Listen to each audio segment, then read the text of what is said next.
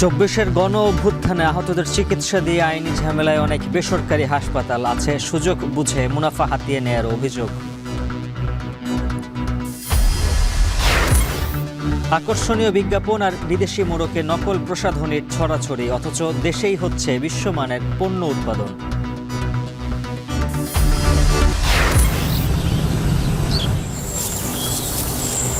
মাঠে চলছে নবান্নের আয়োজন, ভালো ফলন হওয়ায় লাভের ব্যাপারে আশাবাদী কৃষক। এখন ধান কাটছে, বানতে আছে, ঝাড়টি হবে। ফসল যা হয়েছে ভালো হয়েছে, তবে এবছর খরচ পড়েছে বেশি। Huge shot, really huge shot, wicket given Kumar Das. অ্যান্টিগায় প্রথম দিনে সমানে সমানে লড়াই, 5 উইকেটে উইন্ডিজের সংগ্রহ 250, শেষ বেলায় মিরাজ তাইজুলের জোড়া আঘাত।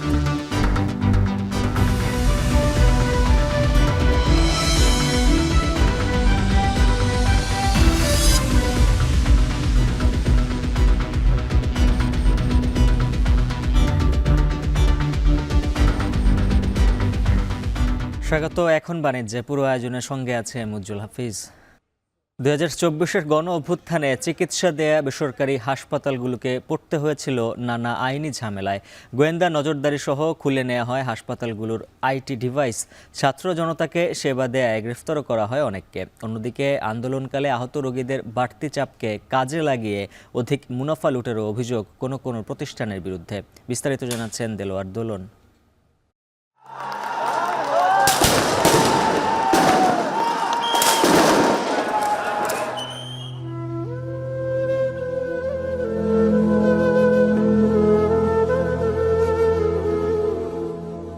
গুলিটা এসে আমার এই মাথার ডান পাশে লাগে। ডান পাশে লাগার পরে আমি আস্তে আস্তে পেছনের দিকে পড়ে যাই। তখন কথাগুলো 24-এর গণ অভ্যুত্থানে গুরুতর আহত ইউসুফের। রাজধানীর রামপুরা একরামুন্নেসা ডিগ্রি কলেজের ছাত্র। 19 জুলাই নতুন বাজার এলাকায় ছাত্র জনতার মিছিলে পুলিশের ছোড়া গুলি তার নাক ছিদ্র করে ডান চোখ হয়ে মাথার খুলিতে আটকে যায়। এ ঘটনায় তার ডান চোখের আলো প্রায় নিভে গেছে। 1 মাসের বেশি ছিলেন লাইফ সাপোর্টে। দীর্ঘ সময় শয্যাশায়ী থাকায় শরীরের নানা অংশ অচল হয়ে পড়ে। এখন চিকিৎসা চলছে সাভারের পক্ষাঘাত পুনর্বাসন কেন্দ্রে। আন্দোলনে যখন শাহজাদপুর পর্যন্ত যায়, পুলিশ এবং ছাত্রলীগ, আওয়ামী লীগ সবাই আমাদের উপর আক্রমণ করে। ওই দিন ছিল শুক্রবার, জুমার সময় ছিল। রুমমেটকে বলতেছিলাম যে আশেপাশে মসজিদ থাকলে মসজিদ থেকে নামাজটা পড়ে আসবো। এই কথা নামাজের কথা বলতেছিলাম, ঠিক তখনই একটা গুলি এসে আমার মাথায় লাগে। জীবন মৃত্যুর সন্ধিক্ষণে থাকা ইউসুফের বিনামূল্যে দীর্ঘ অস্ত্রোপচার করেন নিউরোসার্জন ডাক্তার মোহাম্মদ সুজন শরীফ। জানালেন এমন রোগীর ক্ষেত্রে ফিরে আসার সম্ভাবনা খুবই বিরল। এই ইউসুফ নবীকে আমি যখন ফার্স্ট দেখলাম, তখন দেখলাম যে সে ইনটিউবেটেড অবস্থায় আছে, মানে পুরো অজ্ঞান থাকলে যা হয়, এবং তার কোনো সেন্সই ছিল না। তার নাকের এই বাম দিক থেকে একটা বুলেট যে তার ডান দিকের পিছনে, যেটাকে আমরা রাইট টেম্পোরাল লোব বলি, সেইখানে বুলেটটার অবস্থান ছিল। অপারেশনটা প্রায় 3-3.5 ঘন্টা লাগে। সেটা করে তাকে আমরা আইসিইউতে দেই। তার মানে জ্ঞানের মাত্রাটা এতই কম ছিল, 5-6-এর মতো ছিল, যেখানে থাকার দরকার 15। বৈষম্য বিরোধী লড়াইয়ের গণজোয়ারে শেখ হাসিনা সরকার দেশ ছেড়ে পালিয়ে যাওয়ার আগেই ইউসুফের মতো জীবন মৃত্যুর সন্ধিক্ষণে দাঁড়াতে হয় অনেক কিশোর তরুণকে।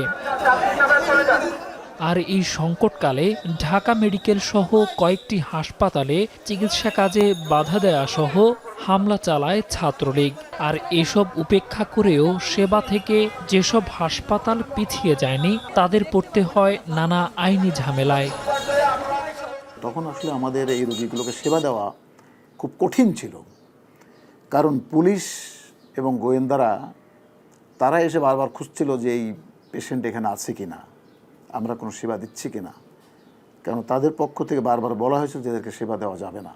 লাস্টে পুলিশ আমাকে ধরার জন্য আসছে যে আপনি এর মূল হোতা, আপনি এই চিকিৎসাগুলো বিভিন্নভাবে দিচ্ছেন, এদেরকে উৎসাহিত করছেন, কাজেই তারা আমাকে নেওয়ার জন্য এসেছে। তা আমি আসলে ছলে বলে কৌশলে এখান থেকে একরকম সরে যেতে হয়েছে। আমাদের লোকদেরকে এখান থেকে ধরে নিয়ে গেছে, তাদেরকে জেল খাটতে হয়েছে। এদিকে ২৪-এর গণ অভ্যুত্থানে আহত হয়ে হাসপাতালে যাওয়াদের চিকিৎসা না দেয়া সহ অভিযোগ রয়েছে বেশ কয়েকটি হাসপাতালের বিরুদ্ধে। সরকারি নির্দেশনা মেনে দেয়া হয়নি আহতদের বিনামূল্যে সেবা। দেলোয়ার দুলন, এখন, ঢাকা। বছরে দেশে প্রসাধনী পণ্যের প্রবৃদ্ধি ৮ থেকে 10%, যার সাথে তাল মিলিয়ে গড়ে উঠেছে দেশীয় প্রসাধনী প্রতিষ্ঠান, যেখানে উৎপাদিত হচ্ছে বিশ্বমানের পণ্য। তবে আকর্ষণীয় অনলাইন বিজ্ঞাপন আর বিদেশি মোড়কে নকল পণ্যে সয়লাভ প্রসাধনী বাজার, যাতে প্রতারিত হচ্ছেন ভোক্তারা। খাত সংশ্লিষ্টরা বলছেন, আমদানি নির্ভরতা কমানোর পাশাপাশি সমন্বিত নীতি সহায়তা পারে এ শিল্পকে সমৃদ্ধ করতে। আরও জানাচ্ছেন সিবাত শাহরিয়ার। দেখতে পারতাছো আমি কত সুন্দর করে সাজতেছি, আর যেন সবজি বিক্রির বিজ্ঞাপন, যত বেশি তত পুষ্টি। অনলাইনে পাতা উল্টালেই যেন হরেক পদের হকার, উপস্থাপনাও চটকদার। রিঙ্কেল প্রবলেম, চামড়া কুঁচকে দেওয়ার যে সমস্যা রয়েছে, তোমার ত্বকে কি কি করবে সেটা লেখা রয়েছে এই সাইটটাতে, ইনগ্রেডিয়েন্ট গুলো। সামাজিক যোগাযোগ মাধ্যমে প্রসাধনীর এমন রং চটা প্রদর্শনী আর আশ্বাসে আটকে যান অনেকেই। তরুণদের চাওয়া এসবের লাগাম টানা হোক।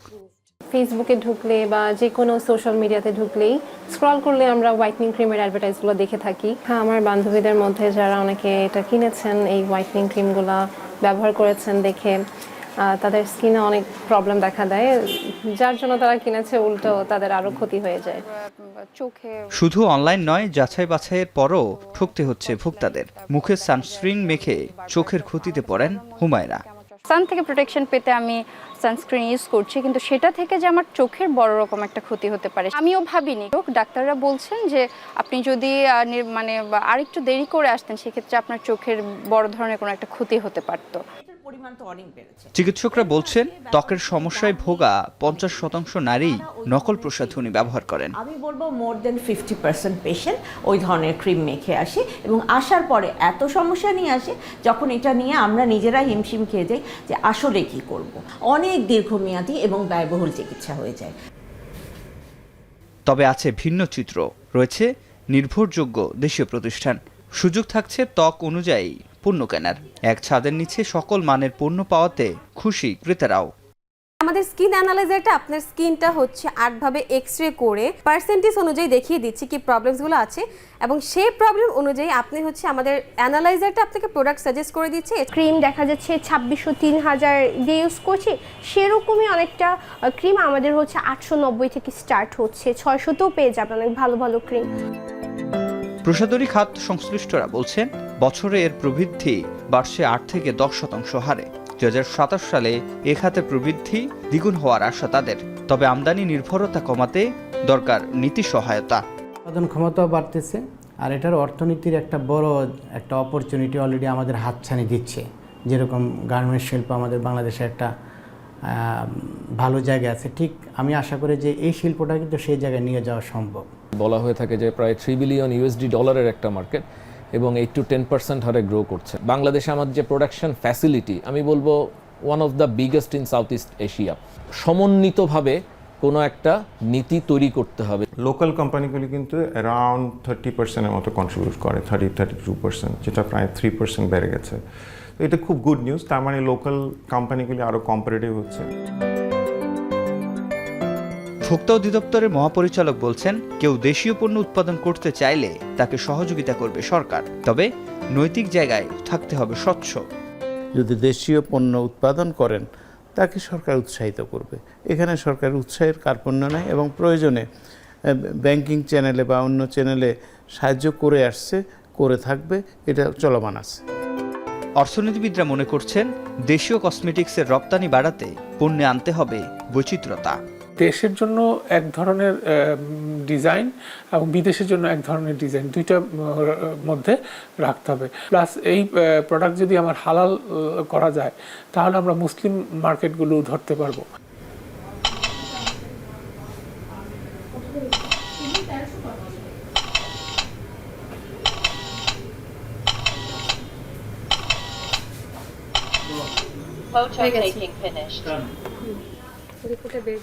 এই স্কিন অ্যানালাইজারের মাধ্যমে খুব সহজেই ত্বকের ধরন এবং সমস্যা চিহ্নিত করা যায়। তবে বাংলাদেশিরা যে বিদেশি পণ্য ব্যবহার করে তার বেশিরভাগই এই বাংলাদেশিদের ত্বক এবং এখানকার আবহাওয়ার উপর নির্ভর করে তৈরি করা হয় না। তাতে বেশিরভাগ সময়ই ত্বকে ব্যবহার করার পর একটি বিরূপ প্রতিক্রিয়া দেখা যায়। বিশ্লেষকদের মত, এই বিদেশি পণ্য ব্যবহার কমানোর পাশাপাশি দেশীয় যে প্রতিষ্ঠানগুলো রয়েছে তাদেরও বাংলাদেশিদের ত্বকের উপর নির্ভর করে পণ্য উৎপাদন বাড়াতে হবে। সিফাত শাহরিয়ার, এখন ঢাকা। নবান্নের আয়োজনে নামে হেমন্তের ভোর, হিম কুয়াশার ভোরে উকি দেয় সকালের সোনারোদ। বিস্তীর্ণ মাঠ জুড়ে এখন ধান কাটা উৎসব। ব্যস্ত সময় পার করছেন দেশের দক্ষিণ পশ্চিমাঞ্চলের কৃষকরা। উৎপাদন খরচ মিটিয়ে মাথায় মাথায় ঘোরে লাভ লোকসানের হিসেব। এ অবস্থায় চাষির ঠোঁটে হাসি ফোটাতে পারে বাজারে ধানের যৌক্তিক দাম। যশোর থেকে রিপন হোসেনের পাঠানো তথ্য, এনামুল হকের ছবিতে থাকছে বিস্তারিত।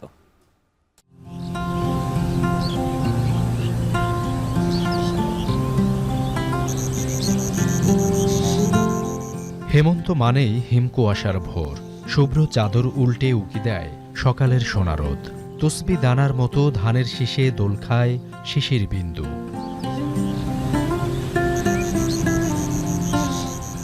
আবহমান গ্রামবাংলার এই চিত্রে মিশে আছে কৃষিনির্ভর জনগোষ্ঠীর সুখ সুবিধার গল্প। দেশের দক্ষিণ পশ্চিমাঞ্চলের জেলা যশোর সহ আশপাশের বিভিন্ন এলাকায় এখন ব্যস্ত কৃষক। জমিতে পেকে ওঠা সোনালী ধান গোলায় তুলতে মাঠে মাঠে চলে কৃষকের কাস্তে। চোখে চোখে ঝিলিক দেয় সমৃদ্ধির স্বপ্ন।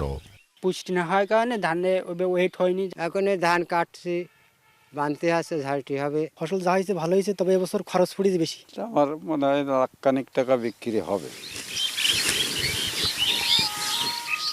তবে উৎপাদন খরচ উঠিয়ে লাভের অঙ্ক কতটা যুক্ত হবে সেই দুশ্চিন্তাও কম নয়। সার, কীটনাশক ও জলাবদ্ধতার ক্ষতির পাশাপাশি শ্রমের মজুরি শোধ করতেই শূন্য হয়ে ওঠে প্রাপ্তির পাল্লা। এত কিছুর পরও চাষির ঠোঁটে হাসি ফোটাতে পারে বাজারে ধানের দরের সূচক। সার 3 বারের জায়গায় 4 বারও দিতে হয়েছে অনেক জমিতে। যে খরচ হয়েছে তা ধান বেশি খরচ উঠবে না। নিজে যদি কাইটে যদি ঘরে উঠানো যায় তাহলে মনে করেন 2টা থাকবে। দাম যদি ভালো হয় তাহলে চাষাবাসি যাবে। জেলার কৃষি বিভাগ বলছে, বিরূপ আবহাওয়া ও পোকামাকড়ে আক্রমণের পরও উৎপাদন ভালোই হয়েছে। বাজার দর ভালো হলে ক্ষতি পুষিয়ে নিতে পারবেন কৃষক। উঁচু জমিগুলো দ্রুত ধান অপসারণ করে আমাদের রবি ফসলের আবাদের দিকে আমাদের নজর দিতে হবে। আমরা ইতিমধ্যে রবি ফসলের কিছু প্রণোদনাও সম্পন্ন করেছি। কৃষি বিভাগের তথ্য বলছে, চলতি বছর জেলায় 1,40,295 হেক্টর জমিতে আমনের আবাদ হয়েছে, যার বাজার মূল্য 3,210 কোটি 27 লাখ টাকা। গত বছরের চেয়ে বেশি অন্তত 210 কোটি 27 লাখ টাকা। এখন যশোর। মেহেরপুরে চলছে আমন ধান কাটার উৎসব। এবছর ধানের বাম্পার ফলন হয়েছে বলছেন চাষিরা। এই বিষয়ে বিস্তারিত জানাতে মেহেরপুর থেকে যুক্ত আছেন সহকর্মী মুজাহিদ আল মুন্না। মুন্না, জানাবেন চলতি বছর ধানের উৎপাদন লক্ষ্যমাত্রা কত ধরা হয়েছে, আর বাজারে নতুন ধানের দরদাম কত? উজ্জ্বল, আপনাকে আমি জানিয়ে রাখি, মেহেরপুরে কিন্তু গত কয়েকদিন থেকে আমন ধান কাটা মারার একটা উৎসব শুরু হয়েছে।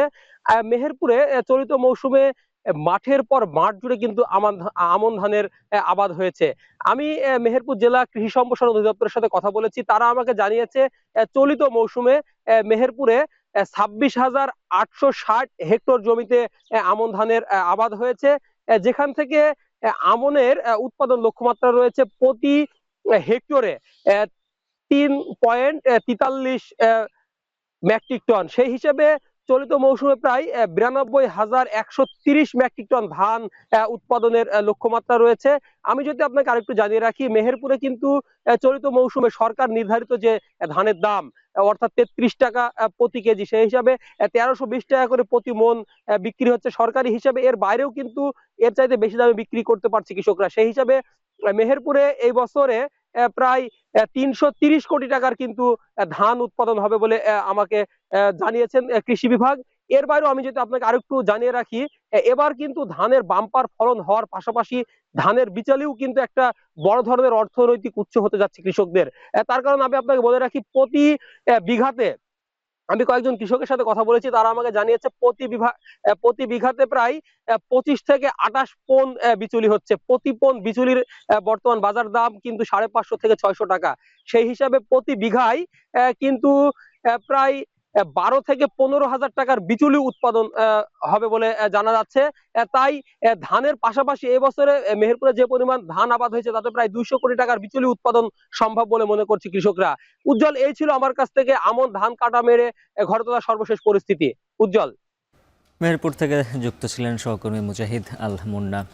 যশোরের খেজুরের রসের খ্যাতি দেশ জুড়ে, তাই শীতের আগমনের সাথে সাথে এই ব্যস্ত সময় পার করছেন গাছিরা। এ বিষয়ে বিস্তারিত জানাতে জেলার নাচুয়াপাড়া এলাকা থেকে যুক্ত আছেন সহকর্মী রিপন হোসেন। রিপন, জানাবেন শীত মৌসুমের শুরুতেই কি পরিমাণ খেজুরের রস সংগ্রহ করছেন গাছিরা, আর কেমন দামে খেজুরের রস ও গুড় বিক্রি হবে?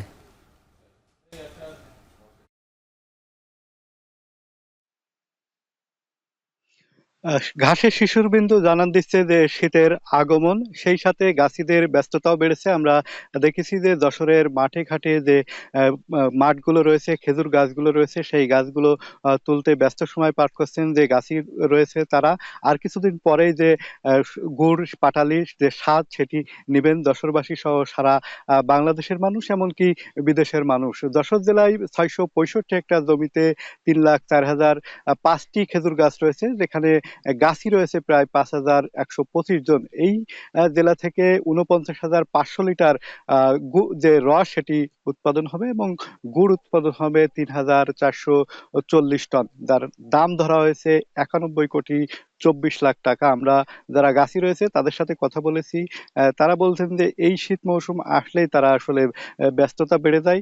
এখন আমরা দেখছি যে বিভিন্ন জায়গায় গাছ তোলা হচ্ছে, গাছ পরিচর্যা করা হচ্ছে, আর কিছুদিন পরে যে গুড় সেটি আসবে এবং এই গুড় পাটালি কিন্তু বিক্রি হবে এবং এই গুড় পাটালির সমৃদ্ধি রয়েছে সারা বাংলাদেশে, যেমন যায় দেশের বাইরেও কিন্তু এর চাহিদা রয়েছে। বিশেষ করে এখানকার যে পাটালি রয়েছে সেই পাটালির চাহিদা রয়েছে সারা দেশে। নির্ভেজাল পাটালির জন্য বিভিন্ন ভাবে কৃষকদের পরামর্শ দিচ্ছে, যারা গাছি রয়েছে তাদের পরামর্শ দিচ্ছে কৃষি বিভাগের পক্ষ থেকে। আমরা দেখছি যে গাছ তোলা হচ্ছে এবং গাছিদের সাথে কথা বলেছি, তারা যেটি জানিয়েছেন আগের মতো এখন আর সেইভাবে রস কম হলেও বাজারে রসের চাহিদা রয়েছে, গুড়ের চাহিদা রয়েছে, সে কারণে তারা কিছু মানুষ একতাবদ্ধ হয়ে তারা এই গাছগুলো তুলছেন এবং এর থেকে যে রসটি সংগ্রহ করবেন। মাঠের প্রান্তে বিভিন্ন জায়গায় আমরা দেখছি যে উৎসব হয়, সেই উৎসবে যে শীত মৌসুম থেকে নবান্নের উৎসব হয়, সেই উৎসবে এই যে গুড় রয়েছে, পাটালি রয়েছে, সেটির চাহিদা থাকে। বিশেষ করে পিঠা পার্বণের জন্য বিখ্যাত। আপনি জানেন যে বাংলাদেশের যে মানুষ রয়েছে অনেকটা ভোজন রসিক মানুষ, সেই ভোজন রসিক মানুষের কাছে এই যে গুড় পাটালি সেটির কিন্তু চাহিদা রয়েছে। বিভিন্ন পিঠা বানানো হয় বিভিন্ন ভাবে, এই অঞ্চলের মানুষ কিন্তু এই যে পিঠা সেটি খেয়ে থাকেন, যে এই রস গুড় দিয়েই সেটি বানানো হয়। সব মিলে এখানকার রস গুড় সারা বাংলাদেশে চাহিদা রয়েছে। এই ছিল এখান থেকে আমার কাছে সর্বশেষ। হাফিজ। উজ্জ্বল। চুয়াডাঙ্গায় চলছে জেলা বিএনপির দ্বিবার্ষিক কাউন্সিল, যোগ দিয়েছেন বিএনপির কেন্দ্রীয় নেতৃবৃন্দ। এ নিয়ে বিস্তারিত জানাতে টাউন ফুটবল মাঠ থেকে যুক্ত আছেন সহকর্মী সিফাত শাহরিয়ার। সিফাত, জানাবেন কাউন্সিলে কেন্দ্রীয় নেতাদের মধ্যে কে কে যোগ দেবেন, পাশাপাশি তারেক রহমান ভার্চুয়ালি অনুষ্ঠানে যুক্ত হবেন কিনা?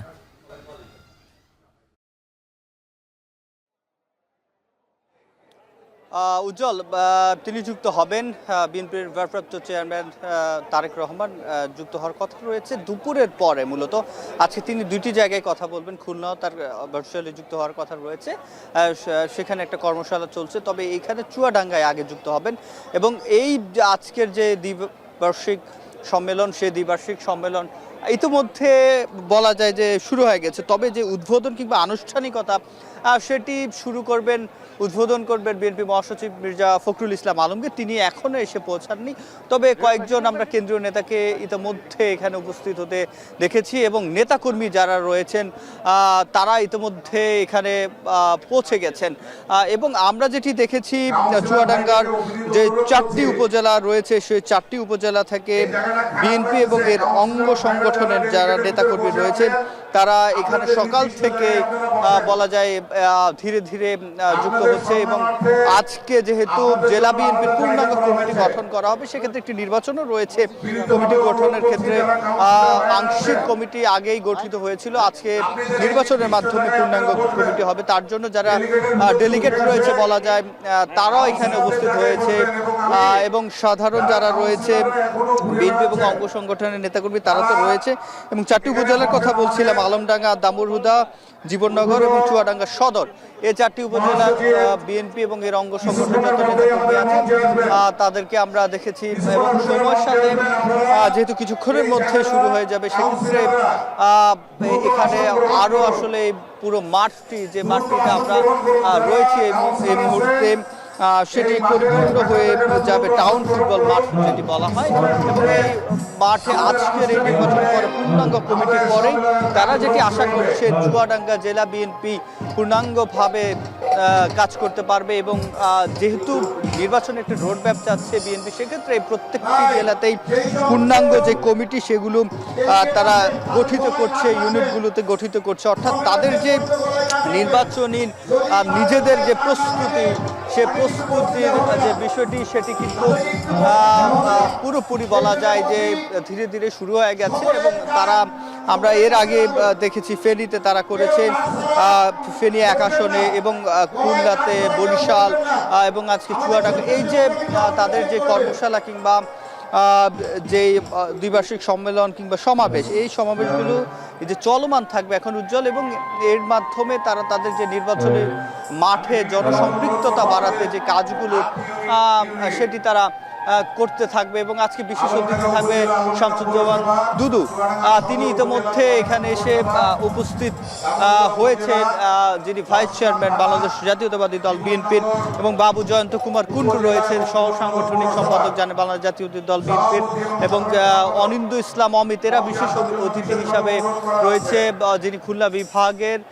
এবং জানেন আজকে নির্বাহী কমিটি এবং স্থানীয় যে নেতৃবৃন্দ রয়েছে তারাও এখানে কথা বলবে, সভাপতিত্ব করবেন আজকের যেই দ্বিবার্ষিক সম্মেলন, সেখানে মাহমুদ হাসান খান বাবু, এবং সঞ্চালনায় আমরা দেখছি শরীফুজ্জামান শরীফ, যিনি এখানকার চুয়াডাঙ্গা জেলা বিএনপির সদস্য সচিব। এবং এই যে আমরা যেটি দেখেছি, কেন্দ্রীয় যে নেতৃবৃন্দ, স্থানীয় নেতৃবৃন্দ, একটি বলা যায় চুয়াডাঙ্গাতে এখানে একটি মিলন মেলা হয়েছে, এবং এই মিলন মেলার মধ্য দিয়ে তারা একটি বার্তা দিতে চায়, রাজনীতি বার্তা।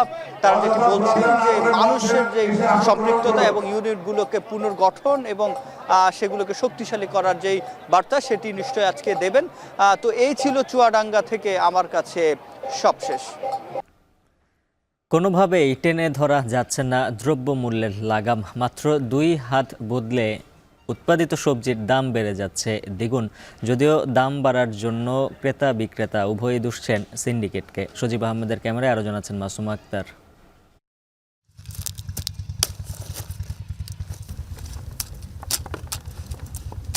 শিশির ভেজা সবুজে চোখ জোড়ানো ঘিয়ে বর্ণের ফুল। চলতি বছর উৎপাদন ভালো হওয়ায় খুশি রাজশাহীর চাষিরা। তাই তো পাতার আবরণ ছাড়িয়ে এসব ফুলকপি বাজারে আনতে দারুণ ব্যস্ত তারা। জমিতে উৎপাদন ভালো হলেও উল্টো চিত্র দামের ক্ষেত্রে। প্রশ্ন উঠছে, কেন বাড়ছে এই দাম? চাষিরা বলছেন, প্রতি বিঘা ফুলকপি চাষে তাদের খরচ 60 থেকে 80 হাজার টাকা। পাইকারিতে প্রতিমন বিক্রি হচ্ছে সর্বোচ্চ 2700 টাকায়, কেজিতে যার দাম পড়ছে 60 থেকে 68 টাকা। এবার বিঘায় 2 থেকে 2.5 লাখ টাকা লাভের আশা তাদের। এখন ওজনের পরিমাণটা ভালো, আগে যেগুলো ছিল ওগুলোর ওজনের পরিমাণ অনেকটাই কম ছিল। তো গড়ে আশা করা যায় 8.5 লাখ 9 লাখ টাকা 5 বিঘা জমিতে আমি পাবো। সবজির দাম সবসময় নিয়ন্ত্রণ থাকে না, এবার তো মোটামুটি ভালো বাজার হচ্ছে, এত বাজার আশা করা ছিল না। অত খরচ লাগে না, কিন্তু যখন সুযোগ পায় তখন ব্যাপারীরা তখন বেশি দামে বিক্রি করে, বেশি লাভের আশাতে। রোদ বৃষ্টি সহ নানা জটিলতা সয়ে কৃষকের উৎপাদিত এই সবজি এবার যাবে ভোক্তার হাতে। তবে মাঝে পেরোতে হবে বেশ কিছু ধাপ, আর এই ধাপ বদলের সাথে সাথে বদল আসবে এর দরেও। এবার মাঠ থেকে এই সবজি কৃষকের হাতে পৌঁছতে এর দামের পার্থক্য ঘটে কতটা, সেটাই দেখব স্থানীয় হাট বাজারে। মাঠের ফুলকপি আনা হয়েছে পাইকারি বাজারে, কেজিতে দাম বেড়েছে 7 থেকে 10 টাকা। এছাড়া জমিতে কেজি প্রতি 50 টাকা বিক্রি হওয়া সিম বিক্রি হচ্ছে 80 টাকায়। এক হাত বদলেই সবজি ভেদে দাম বেড়েছে 10 থেকে 30 টাকা পর্যন্ত। ব্যবসায়ীরা বলছেন, হাটের খাজনা সহ নানা খরচের সমন্বয় করতেই নাকি বাড়ছে এই পরিমাণ দাম। 2400 টাকায় যদি আমরা কিনি তাহলে এর পিছনে আমাদের আবার খরচ আছে কেজিতে, পার কেজিতে লেবার, এই পেপার, বস্তা এগুলি দিয়ে পার কেজিতে 15 টাকা খরচ, তাহলে 24 আর এদিকে 6, 3000 টাকা মন আমাদের পড়লো। পাইকারি বাজার থেকে এসব সবজির গন্তব্য এখন জেলার বাইরে কিংবা স্থানীয় খুচরা বাজার। সেখানেও কেজিতে 5 থেকে 10 টাকা বেড়ে সবজির দাম হয়ে যায় আকাশচুম্বী। কেজিতে 4 টাকা 5 টাকা লাভ, আর পাইকারি বিক্রি হলে 1 টাকা 2 টাকা লাভ হলে আমাদের অনেক। এর থেকে ধরেন যে আমাদের 10 টাকা লাভ আসছে, কিন্তু এই বাজারের খাজনা টাজনা সব দিয়ে ধরেন হালকা কিছু লাভ থাকে। মরিচ 100 কিনা আমরা 110 বেচছি, পানি ফল ধরেন 18 কিনা 20 বেচছি, জলপাই 30 কিনা 32 বেচছি, 2 টাকা লাভ করছি। কাঁচামালের দাম নির্ধারণে সুনির্দিষ্ট কোনো কাঠামো না থাকায় সুযোগ নিচ্ছে স্থানীয় বাজার সিন্ডিকেট ও মধ্যস্বত্বভোগীরা। যৌক্তিক কারণ নেই, অথচ লাগাম ছাড়াই ছুটছে দাম। তাই বাজার দর নিয়ন্ত্রণে নজরদারির দাবি ক্রেতাদের। মাসুম আক্তার, এখন রাজশাহী। 7 বছরেও শেষ হয়নি বরিশালের 200 শয্যা বিশিষ্ট শহীদ সুকান্তবাবু শিশু হাসপাতালের নির্মাণ কাজ। এতে ভোগান্তি বেড়েছে নগরবাসীর। গণপূর্ত বিভাগ জানায়, দ্রুতই হাসপাতালের কাজ শেষে হস্তান্তর করা হবে। মাহমুদুন নবীর তোলা ছবিতে আরও জানাচ্ছেন অমিত হাসান।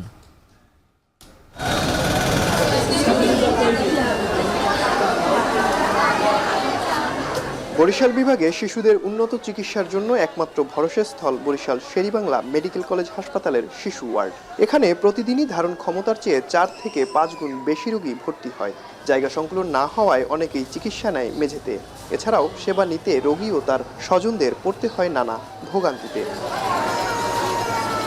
অনেক ভোগান্তি পড়তে হয়, আমাদের মেডিকেল যেতে হয়, বিভিন্ন জায়গায় ডাক্তার দৌড়াইতে হয়। এইটা যদি উদ্বোধন হয়ে যেত তাহলে আমাদের একটু সুবিধা হইতে। যদি আমাদের আশেপাশে হাতের নাগালে যদি এই শিশু হাসপাতাল উদ্বোধন হয়, সেক্ষেত্রে শুধু আমরা বাচ্চাদের চিকিৎসার্থে এখানেই আসতে পারি। শিশু হসপিটালটা দীর্ঘদিন ধরে কাজ চলতেছে, কিন্তু সম্পূর্ণ হচ্ছে না। এজন্য বরিশাল শেরেবাংলা হসপিটালে খুব চাপ পড়ছে। শিশুদের জন্য স্পেশালাইজড হাসপাতাল, আমি বলবো যে মা ও শিশুদের জন্য স্পেশালি হাসপাতাল দরকার আছে। এমন পরিস্থিতিতে শিশুদের উন্নত চিকিৎসায় 2017 সালে নগরীর আমানতগঞ্জ এলাকায় বিশেষায়িত শিশু হাসপাতাল তৈরির উদ্যোগ নেয় সরকার, যেখানে সাধারণ শিশু ward, radiology, diagnostic, pathology, operation block, therapy বিভাগ সহ থাকবে প্রশাসনিক ব্লক ও সম্মেলন কক্ষ। তবে নির্মাণ কাজ 2 বছরে শেষ হবার কথা থাকলেও এরই মধ্যে পেরিয়ে গেছে 7টি বছর। মূল ভবনের নির্মাণ শেষে বর্তমানে চলছে রং করা, ইলেকট্রিক লাইন, সড়ক মেরামত, লিফট সহ অন্যান্য আনুষঙ্গিক কাজ। তো এটা দ্রুত গতিতে কাজ চলছে, আমার বিশ্বাস অতি সম্প্রতি এটা উদ্বোধন হবে, এবং যদি হয় সেখানে বরিশাল বিভাগের বিভিন্ন পর্যায় থেকে যে শিশু রোগীরা আসে তারা একটা ভালো চিকিৎসা পাবে বলে আমি বিশ্বাস করি। গণপূর্ত বিভাগের নির্বাহী প্রকৌশলী বলছে, করোনা এবং অর্থ সংকটে প্রকল্পের কাজ দীর্ঘায়িত হয়েছে, তবে প্রায় 95% কাজ শেষ। দ্রুত সময়ের মধ্যে হাসপাতালটি স্বাস্থ্য বিভাগের কাছে হস্তান্তর করা হবে। আমরা আশা করছি আগামী 30শে নভেম্বর 2024-এর মধ্যে সকল কাজ সম্পন্ন করে আমরা প্রত্যেক সংস্থার নিকট হস্তান্তর করতে পারব। বরিশাল বিভাগে বিশেষায়িত শিশু হাসপাতাল না থাকায় উন্নত চিকিৎসা সেবা থেকে বঞ্চিত হচ্ছে শিশুরা। এমন অবস্থায় শহীদ সুকান্তবাবু শিশু হাসপাতালটি দ্রুত চালু করার দাবি স্থানীয়দের। অমিত হাসান, এখন বরিশাল। সারা দেশে জুলাই শহীদ স্মৃতি ফাউন্ডেশনের পক্ষ থেকে গণ অভ্যুত্থানে নিহতের পরিবারকে আর্থিক সহযোগিতা করা হচ্ছে। এরই অংশ হিসেবে বরিশাল বিভাগে চলছে চেক হস্তান্তর কার্যক্রমে। নিয়ে বিস্তারিত জানাতে জেলা শিল্পকলা একাডেমি থেকে যুক্ত আছেন সহকর্মী অমিত হাসান। অমিত, জানাবেন আজ কতটি ক্ষতিগ্রস্ত পরিবারকে সহায়তার চেক তুলে দেওয়া হবে?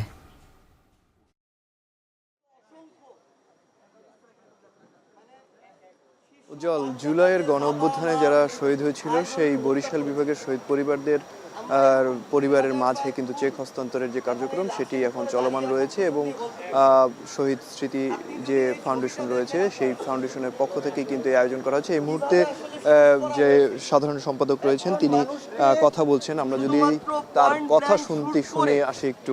এভাবে কপালের মাঝখানে শুট করে তার খুলি এবং মগজ উড়িয়ে দেওয়া সম্ভব।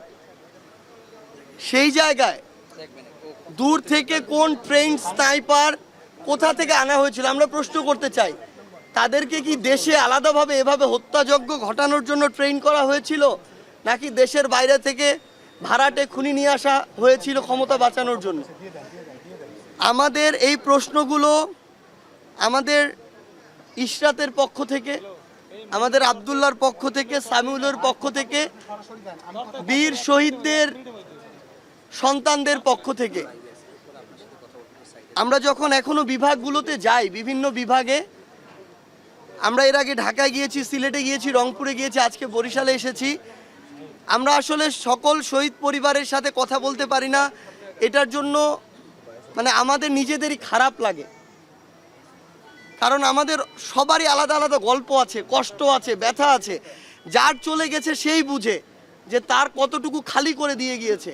আমরা অনেক কিছু করতে পারি, অনেক অর্থ সহযোগিতা দিতে পারি, চাকরির ব্যবস্থা করতে পারি, কর্মসংস্থানের ব্যবস্থা করতে পারি, সম্মানী ভাতা দিতে পারি। ওই মানুষটাকে ফিরে দেওয়া সম্ভব? কোনোদিনও সম্ভব না। এই ক্ষত কোনোদিনও পূরণ করা সম্ভব না।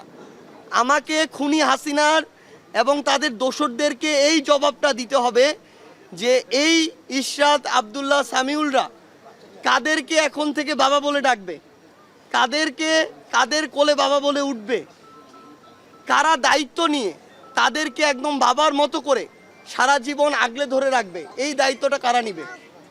খুনি হাসিনা সারা জীবন শুধু নিজের পরিবারের মানে গান গাইতে গাইতে এই ক্ষমতাটাকে আষ্টে পিষ্টে ধরে রেখেছে। যেখানেই আপনি যাবেন তার পরিবারের কান্নাকাটি শুরু হয়েছে।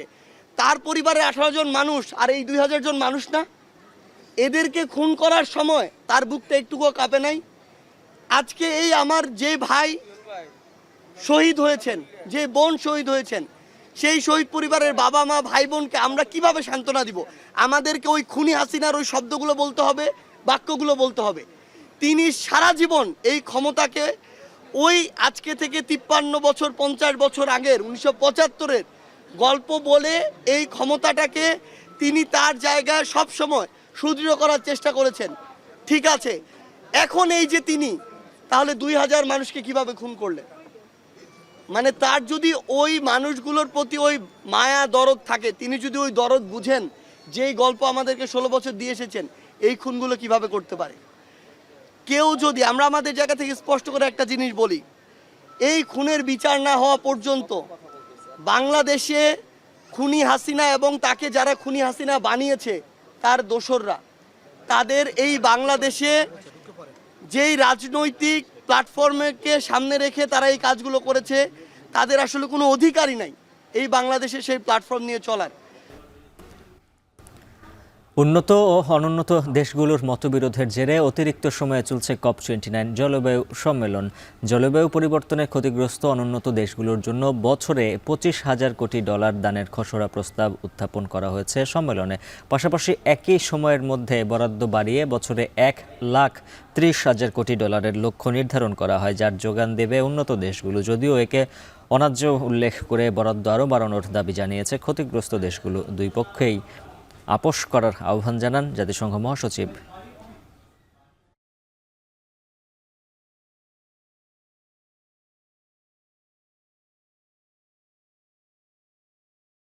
শীতকালীন ঝড়ের পর তীব্র তুষারপাতের কবলে যুক্তরাষ্ট্রের নিউ জার্সি ও পেনসিলভেনিয়া। বছরের প্রথম তুষারপাতের ধাক্কা সামলাতে অঙ্গরাজ্য দুটিতে বন্ধ রাখা হয়েছে স্কুল ও ব্যবসা প্রতিষ্ঠান।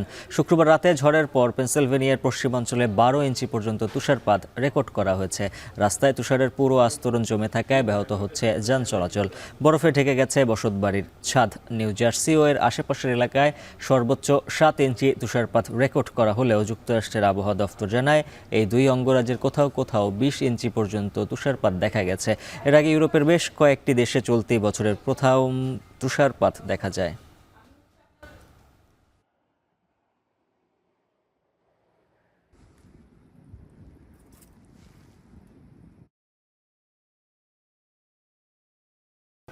যুক্তরাষ্ট্র, দক্ষিণ কোরিয়া ও জাপান সেনাবাহিনীর যৌথ মহড়া চালানোয় নিন্দা জানিয়েছে উত্তর কোরিয়া। শনিবার এক বিবৃতিতে পিয়ংইয়ং জানায়, নিজ ভূখণ্ডের সুরক্ষা নিশ্চিতে প্রয়োজনে ব্যবস্থা নিতে দ্বিধাবোধ করবে না উত্তর কোরিয়া। যুদ্ধবিমান সমুদ্রপথে নজরদারি করতে সক্ষম এমন এয়ারক্রাফট ও যুক্তরাষ্ট্রের নিউক্লিয়ার পাওয়ার্ড এয়ারক্রাফট ক্যারিয়ার নিয়ে গেল সপ্তাহে ফ্রিডম এজ নামে একটি ত্রিপক্ষীয় মহড়া চালায় ওয়াশিংটন, সিউল ও টোকিও। প্রতিক্রিয়ায় উত্তর কোরিয়ার প্রতিরক্ষামন্ত্রী দাবি করেন, যুক্তরাষ্ট্রের প্ররোচনায় যে বা যারা রিপাবলিক অফ কোরিয়াকে অস্থিতিশীলতার সৃষ্টির ছক কষছেন তাদের সাথে সশস্ত্র বিরোধে যেতে প্রস্তুত পিয়ংইয়ং। উত্তর কোরিয়াকে উস্কানি দিলে কোরিয়ান পেনিনসুলায় যুদ্ধ বাঁধতে পারে এমন হুঁশিয়ারি দিচ্ছে দেশটির প্রতিরক্ষা বিভাগ।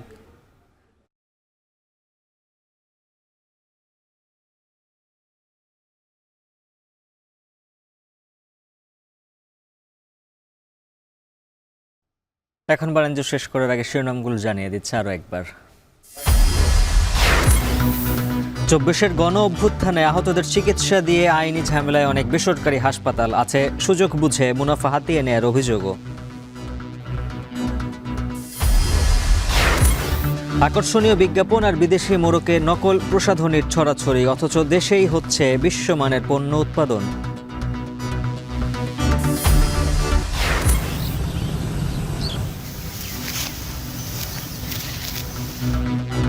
মাঠে মাঠে ধান কাটা উৎসব চলছে, নবান্নের আয়োজন, ভালো ফলন হয় লাভের ব্যাপারে আশাবাদী কৃষক। এখন ধান কাটছি, বানতে আছে, ঝাড়টি হবে। ফসল যা হয়েছে ভালো হয়েছে, তবে এবছর খরচ পড়েছে বেশি। Huge shot, really huge shot, wicket given Kumar Das. অ্যান্টিগায় প্রথম দিনে সমানে সমানে লড়াই, 5 উইকেটে উইন্ডিজের সংগ্রহ 250, শেষ বেলায় মিরাজ তাইজুলের জোড়া আঘাত।